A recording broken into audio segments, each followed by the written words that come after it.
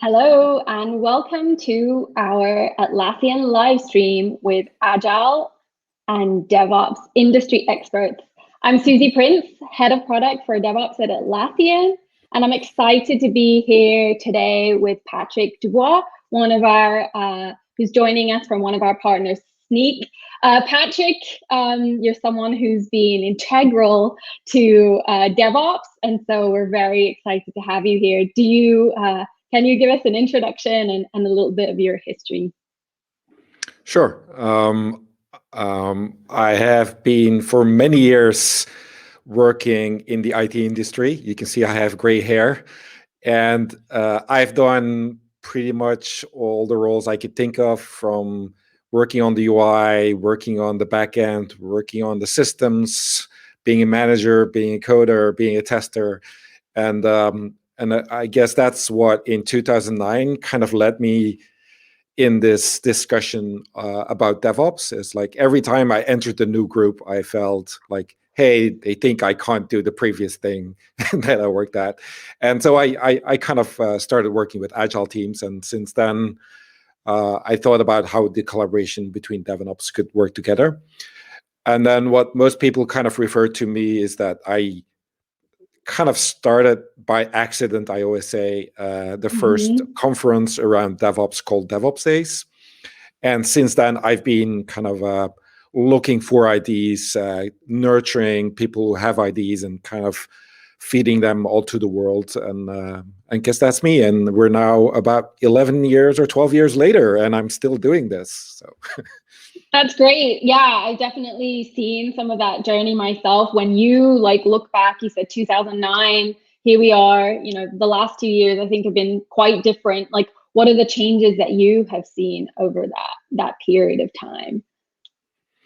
You mean from 2009 or the last 2 years?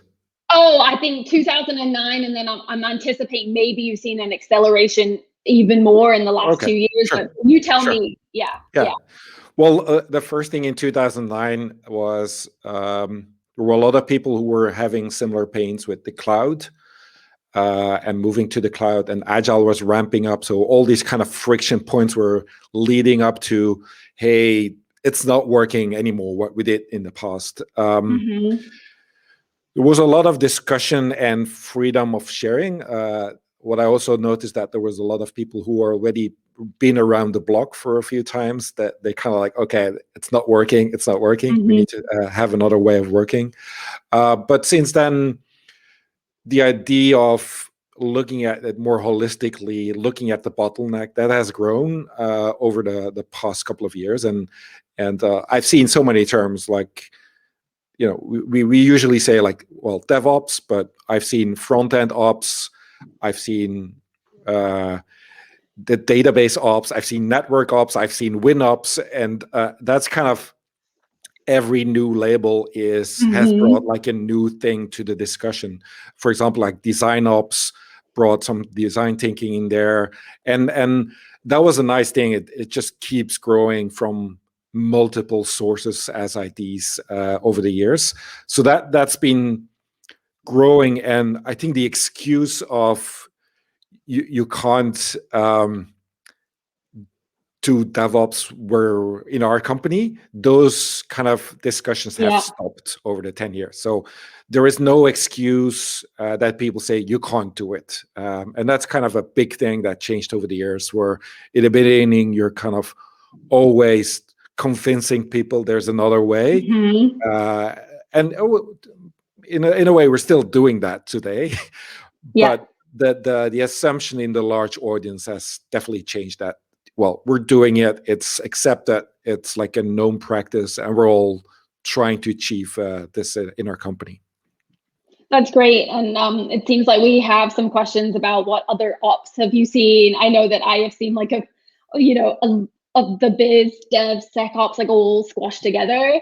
And it sounds like to you see that as a good thing. Like that is just like the culture sort of spreading out and coming together in more and more parts of the organization, acknowledging like this way of working. But is that how you see it? Well, there's an obsession with a term that I Yes, noticed, right? yes, Is it DevOps, and every new thing, is it DevOps or is it not DevOps, or should it have a new right. label or not a new label? Uh, we've had discussions how we should spell DevOps. Is it with an uppercase? Is it with a lowercase? I heard like all these discussions, and Yes, I think in the end we shouldn't be fretting about the labels, because I usually yeah, say, well, why don't we just call everything agile, right? And in a way, it is like we're not doing yes, anything different yes. from those things. But that's how I see the power. Like whatever label we come up with, or whatever term that is the flavor du jour, it, it's not always about the buzzwords. It Mm-hmm. usually highlights an existing pain. And the way that I started thinking about it is that, well, every time a new buzzword, we're going to have like another attention point. And it's a little bit like bottlenecks in companies can move, and we shouldn't always keep working on that one bottleneck we Right. identified kind of like 10 years ago, that is the thing we're going to use to solve everything. And that's also a little bit of a fallacy when people say, well, we had DevOps, we've seen DevOps, and then now we're SRE, and then SRE has faded, and then we're doing GitOps. I'm just putting random words here, not that they're Sure. related, but Yes. but it's kind of this mentality of the old label is bad, and the new is where we should be to be the cool kids on the block. I just think that every keyword has its merit in that it brings Mm-hmm. something to the attention and it brings stories out. And that's how I want to look with it. One day I would hope that we're not talking about DevOps anymore. And I see it already happening. People don't want to use the word anymore because it's getting old. And Mm-hmm. but luckily I don't have any stock options invested in the word DevOps. In the word Yeah, DevOps. so it doesn't matter that much. And I see it a little bit in comparison to memes. Like we all know memes on the internet.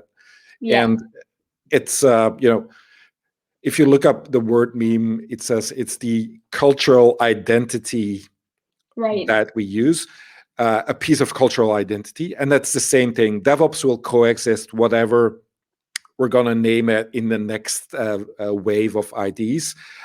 So it doesn't matter that much. You can even do DevOps without mentioning the word. And if the word becomes a blocker, like there's opposition to the word, or Mm-hmm. Yes. just look at the problem space, and that's Yes. fair enough. Yeah, I think that really resonates with me. We, in our organization at Atlassian, we have an agile part of the organization and a DevOps part of the organization. And we're sometimes like, where is this line? Like, what is the difference? And sometimes we just say, oh, it's modern software development, because the words have meaning that they don't really have meaning. We're just talking about how we currently believe is the best way to deliver the best software. Yeah. And I think that kind of removes the complexity of those terms. I'm curious, you mentioned there, when you think about organizations and people are, or they were, like, there was excuses not to do quote unquote DevOps.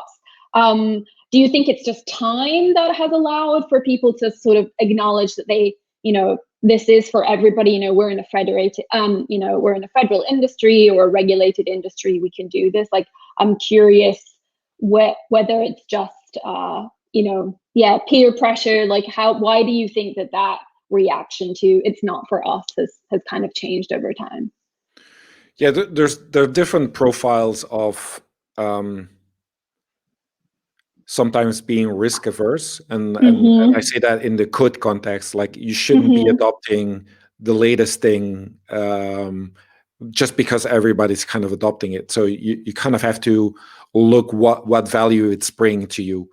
And in that way, you always have like the early adopters who want to go with the new thing, and they might be in the situation when either they feel more business pressure and they need to do something, or it's just that they have more space of taking changes.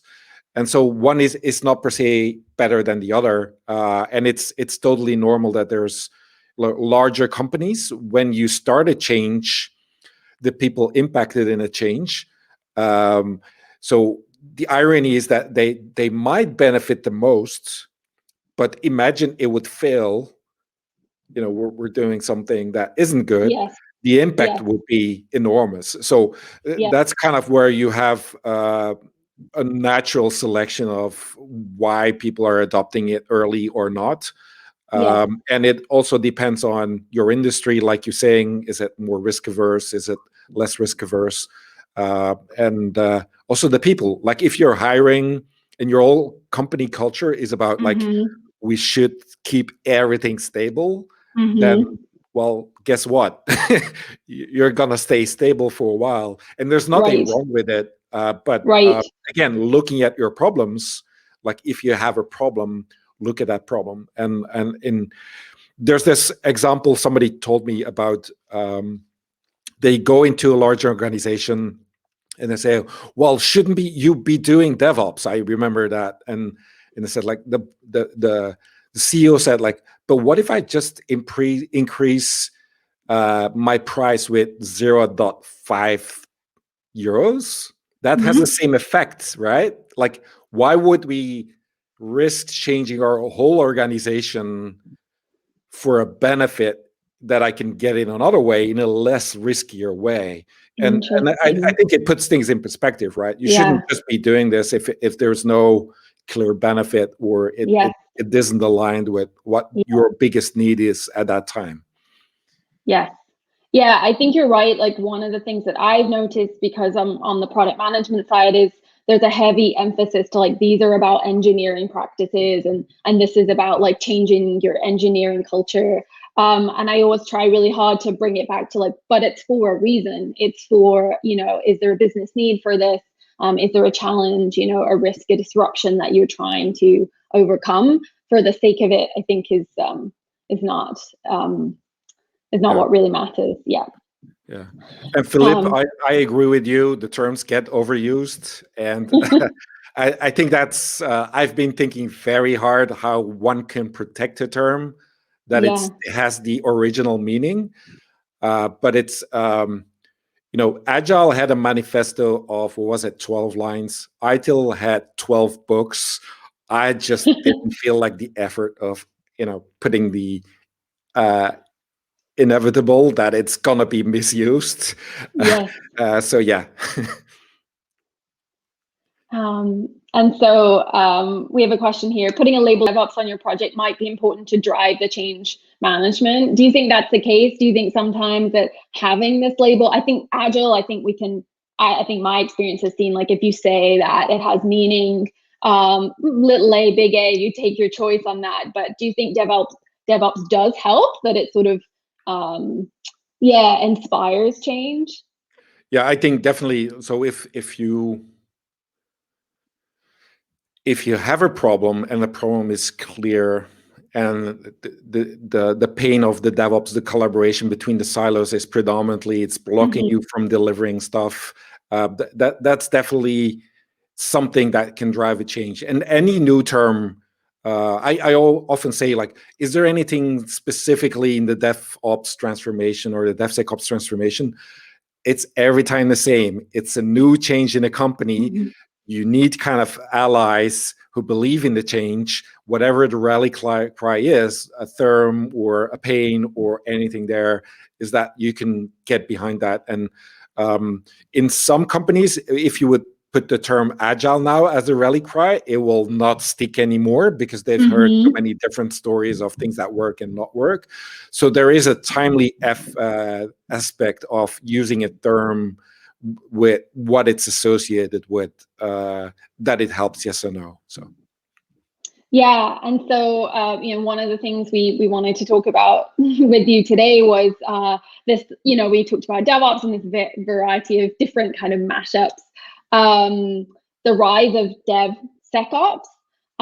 Like, what is your perspective on that? Is that something that you feel has additional meaning beyond DevOps? Can you talk to us about that?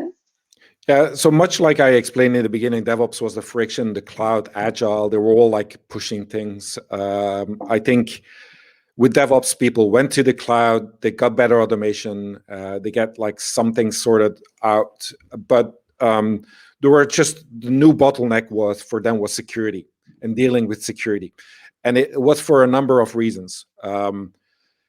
Yes, due to we're going to the cloud, we need to rethink our security perimeter. It's not anymore inside our walls or outside our walls. It's like in the cloud. So location is a different concept for security.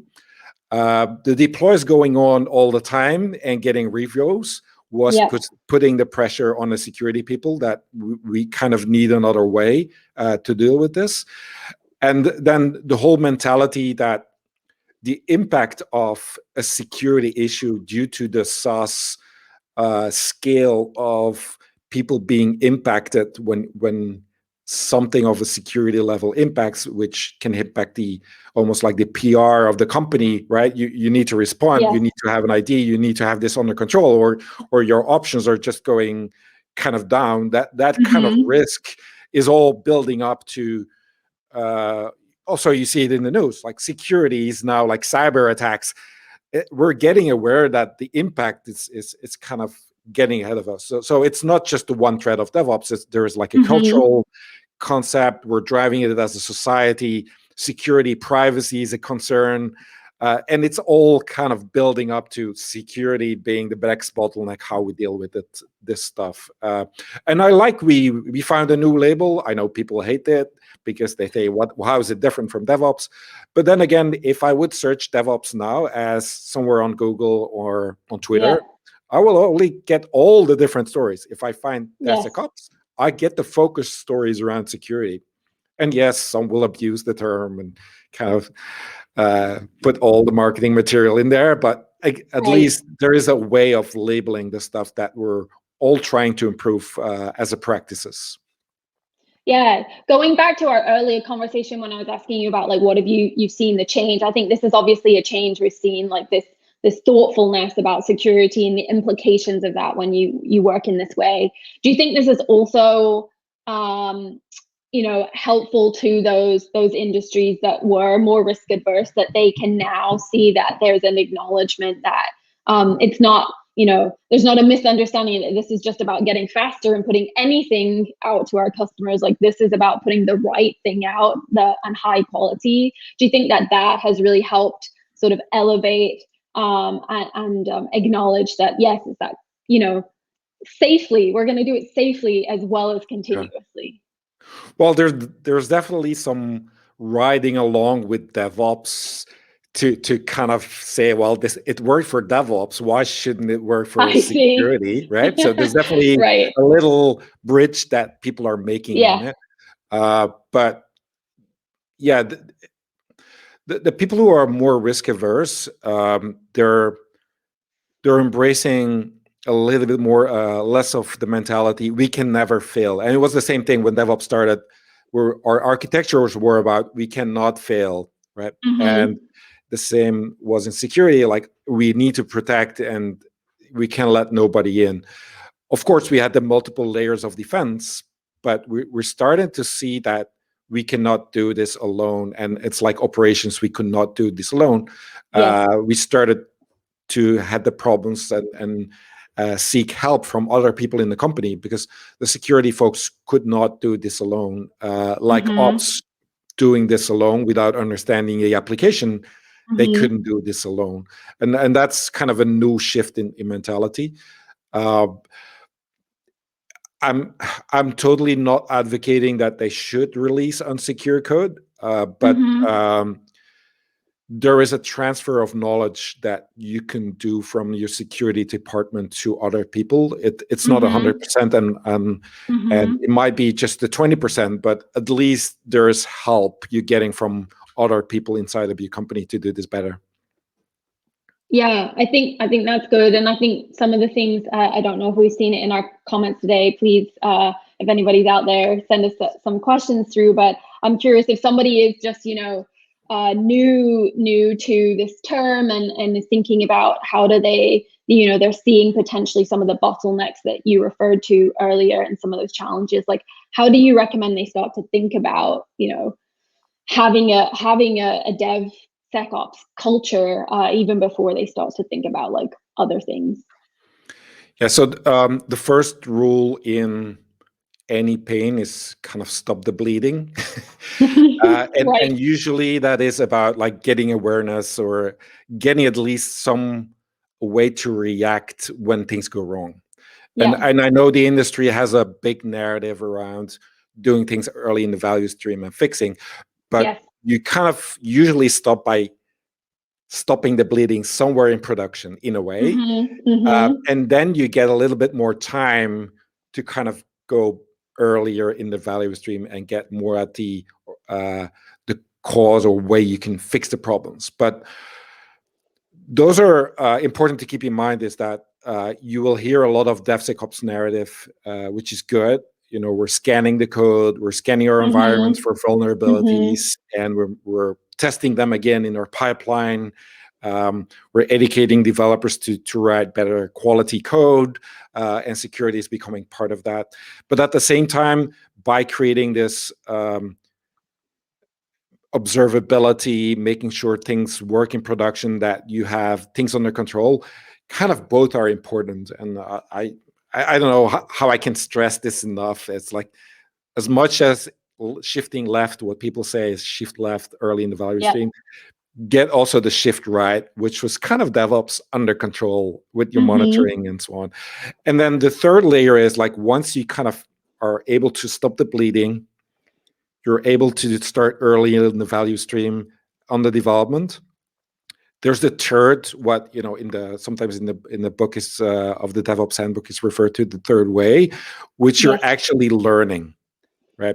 Because if you don't learn about, like, you're doing something, you hit a problem, and you're hitting the same problem over and over again, and that's why it's a little bit of the mentality. It doesn't really, if you can't choose very well what your first thing is, just pick one. Just don't worry about it. If it's clear, just do the first. That is you need to do first. But if not, just after that, it's like, did it change something? Let's keep it that way. Let's keep it controlled, and then kind of start tackling the problem. When I talk to CISOs, they say, like, we stopped saying what people needed to do in a way. We ask them, what do you think is the most important? And start doing that. Of course, they will give guidance and they'll give their advice, but it's kind of getting started, getting bootstrapped is kind of the first step. And if you do this voluntarily, it will get way more buy-in from whatever team that is kind of tackling the problem. Yeah, I think that's great advice. Like, stop the bleeding. And I suspect in most cases, like, when they ask, people know, like, they know, oh, this is the thing that we need to do. They just, needed the impetus to do it, or the permission to do it. So I have a great question here about, how does DevOps affect company culture? How do you think that these changes that we're seeing, in engineering and in development, security, operations, how do they flow throughout the rest of the organization? What's your experience been? So how does it change? I will answer, it will depend, which is the eternal consultancy answer. But what I mean with that is that DevOps will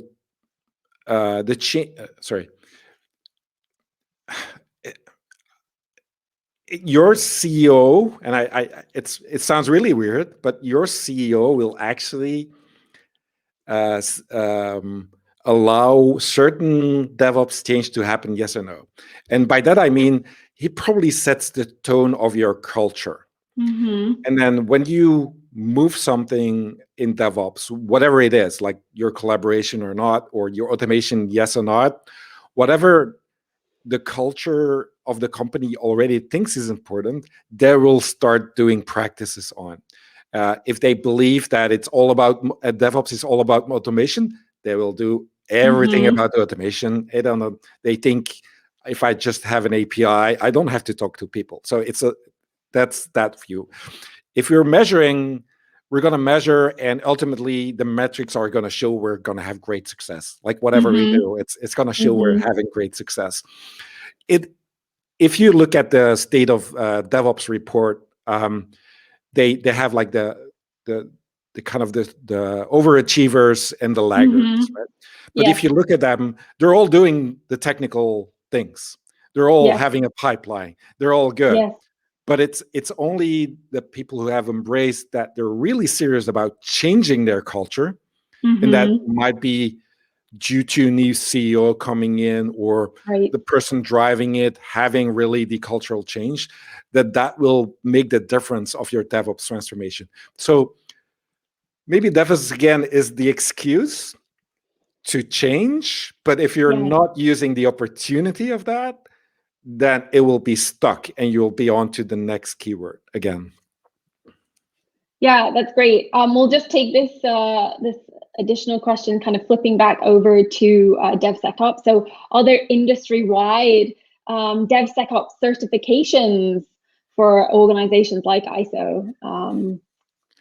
To be honest, I don't know, but it wouldn't surprise me. Yeah. Of course, every term comes with its own consultants and comes with its own certification.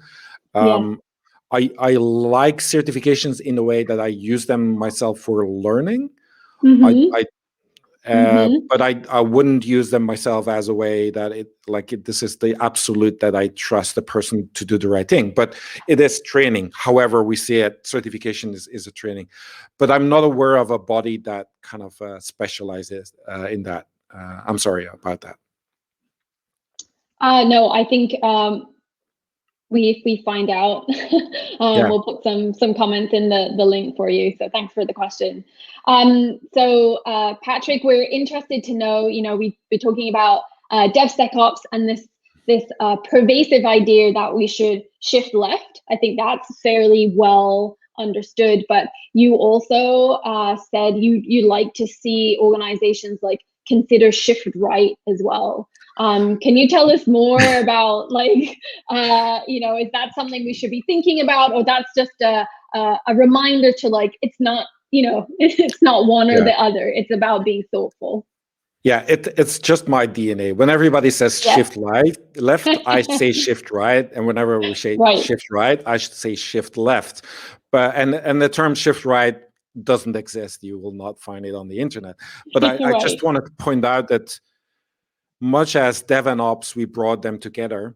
It wasn't, you shouldn't see Dev and Ops as the two roles only. Like if there's production and development, the same person can work in both environments, and we kind of talked about that.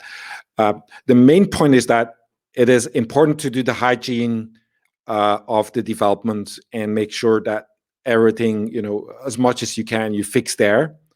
But it wouldn't be wise to say, then everything is fixed. So imagine you fix all your tickets from Jira and you're all good.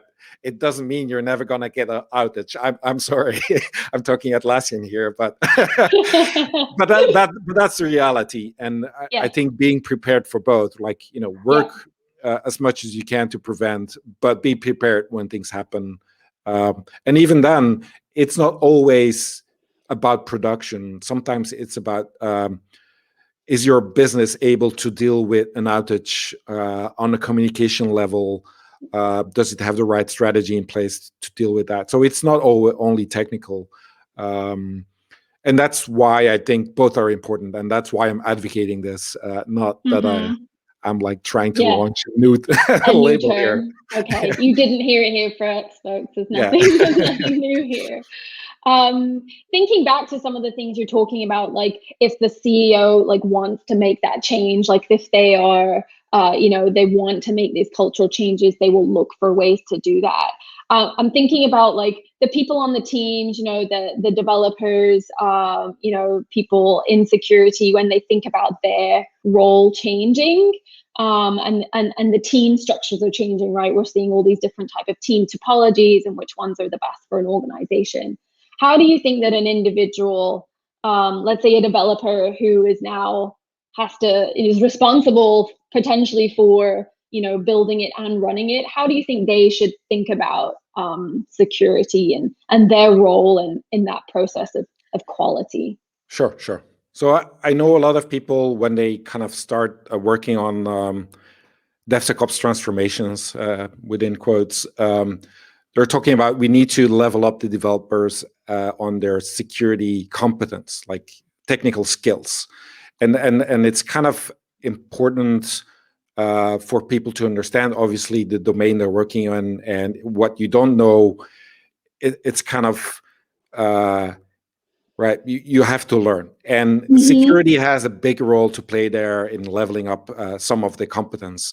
What the development can bring is knowledge of the terrain and knowledge of the code. So they're like helping the security folks to understand what's out there, what are they running, and that so on. So that zoning on competence is only one aspect, and it's an important one because we're all technicians in this, and we kind of judge people by how competent they are and how good they're doing their job.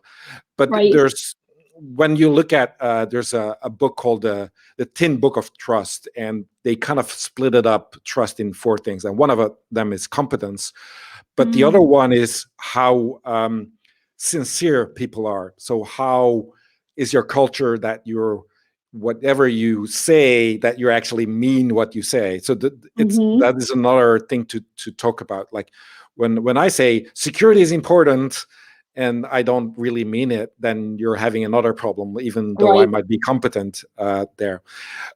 So, and that goes both ways. Both developers and the security people and the ops kind of have that aspect. The third thing they mentioned is to be reliable. So imagine there's an issue, developers have to fix it. Is the security person there to help them? Or in the other way, if there's an audit, will they get the help from the developers to complete the audit? So this is kind of reliability when it's needed. Are they there? And then ultimately, and I know somebody asked the question, what's the biggest blocker? And sometimes I would say, there's a blocker in absorbing all this information. So there's a cognitive overload for the developer doing the technical things. Yeah. Being sincere, well, yeah, it's sometimes hard if you have conflicting priorities in the company, but okay. Reliable, be there on time. Well, you can get better at this. But then there's the fourth thing is do you even care? Like I can be sincere, I can be reliable, I can kind of be competent, but if I don't care about it, then you're having a different problem. And that's one of the things where I think a lot of people say, well, let's start with security champions. Let's get all those people on board and so on. But some people did not sign up to be like security experts. They did not kind of want to do all this work. And so there is a large spectrum of motivation. Some will get motivated by, we need to do better quality. You're a champion. You're a professional. Go now do secure coding. But for others, it doesn't work. And that kind of alignment brings me to the fact that at some point, we can't do everything by everybody. We're not asking everybody to be the UX expert. We're not asking everybody to be the database expert. We need to know just enough in case we hit something, we can't do it, we don't know it, we're aware enough, and then we can seek help. And that's kind of my biggest advice, is that people start getting demotivated because the whole burden is put on them, where it should be more about like, okay, what is the best workable situation? Like, you do this, we do that, we trust each other, you're good at this, you're good at that, and that's how the team works. And it's not by everybody doing everything at the same time. Obviously, understanding the other roles and understanding what the others need to do puts you a long way of kind of understanding, when you do a code, what the impact is on security, or vice versa. If you not approve a fix, what the impact is on the features not going live. But that is kind of the advice that I give, is don't get focused on the whole team needs to do everything, or is the DevOps team somewhere in the middle? Is it the whole team that runs it? I started like looking at it like whatever distribution works best within your situation. And sometimes that is a separate team, but yes, if you're collaborating, there's no issue in there that they are just under another umbrella. And that's the same thing, like I mentioned, a term is to put like different stress points or different IDs, which is very similar to groups. They all have their kind of role to play to say, hey, did you think about security? Hey, did you think about the features? Hey, did you think about the cost? And everybody's kind of like putting that pressure. And you should not blame anybody for the pressure. And you should not block anybody with your own pressure. But it's kind of finding like, okay, why are we doing this? And I always jokingly say, well, we're not going to motivate developers by saying, well, it's good for the business. It's just not going to happen. So there needs to be a little bit alignment with their personal goals on making sure they have an interest or not, or they have somebody to rely on in case they're not really interested in there. So that's the biggest blocker. Yeah. Thank you. Yeah, I think that's really helpful. And I think it's really, I think part of what you were saying there is like, there's no one ideal way that this looks in an organization. I heard you say like, it might be a separate team, you might be together, like it's about playing off everybody's strengths.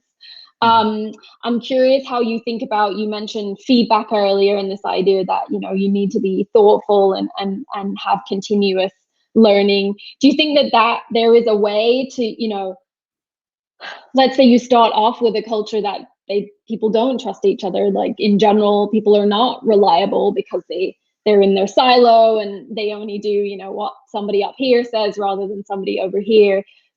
Are there ways to change culture and create trust within like maybe smaller teams? Yeah, so I've seen a couple of different approaches. Is you give people a common goal, and they start aligning around that goal.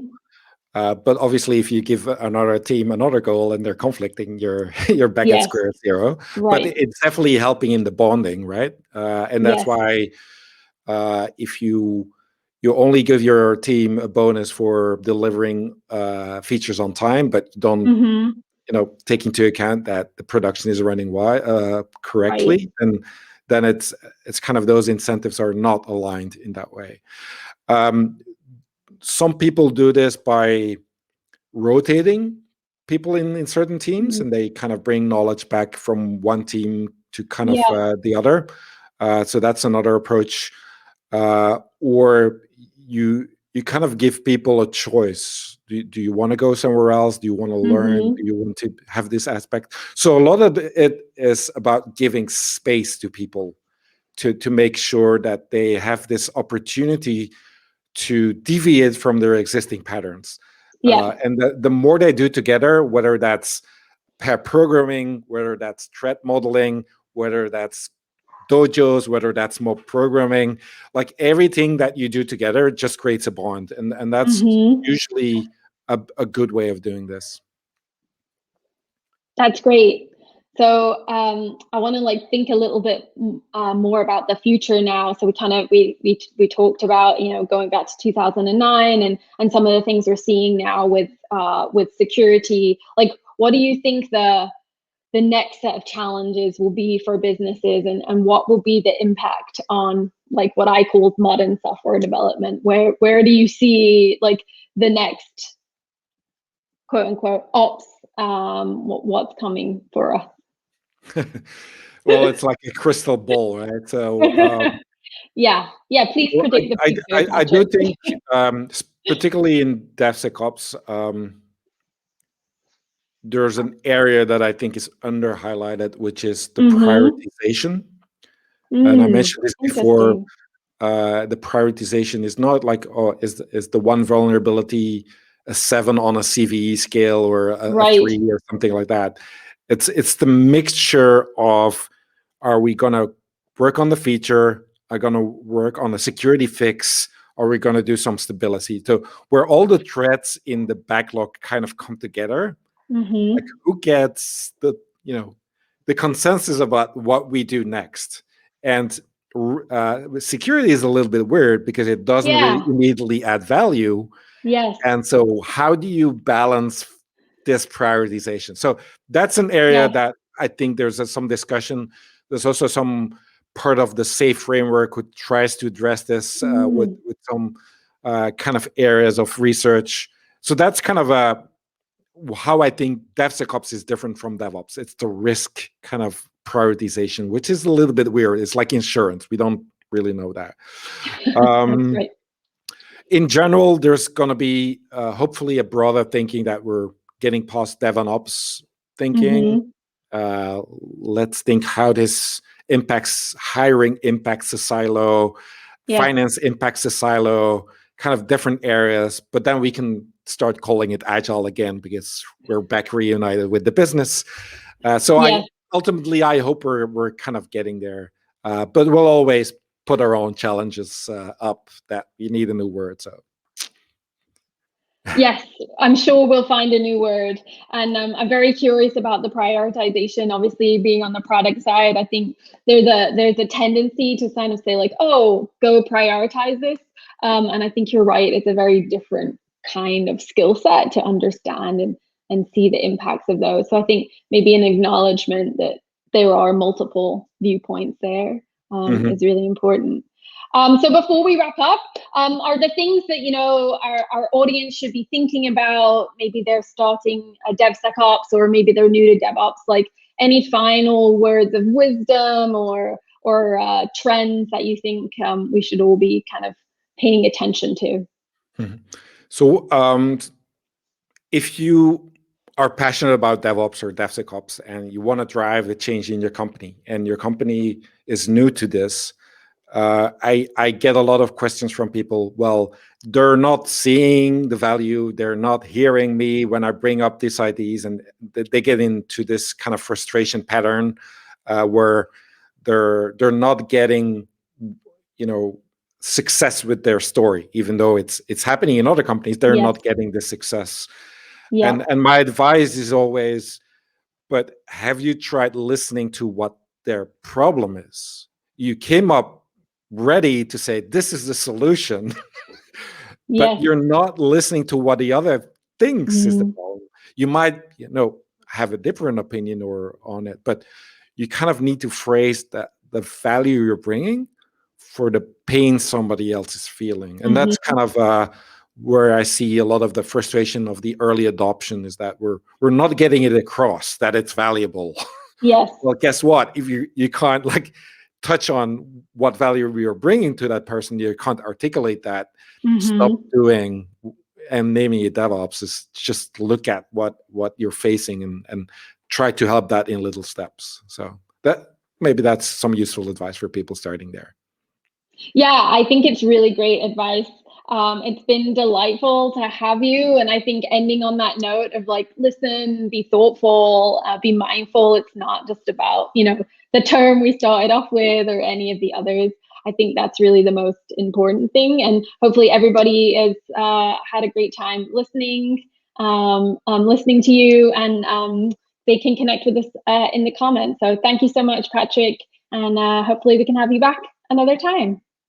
Well, it was my pleasure. So feel free to reach out on me on Twitter, Patrick Debois. That's where I blurt most out of my ID. So great. You heard it here, everyone. Thank you so much.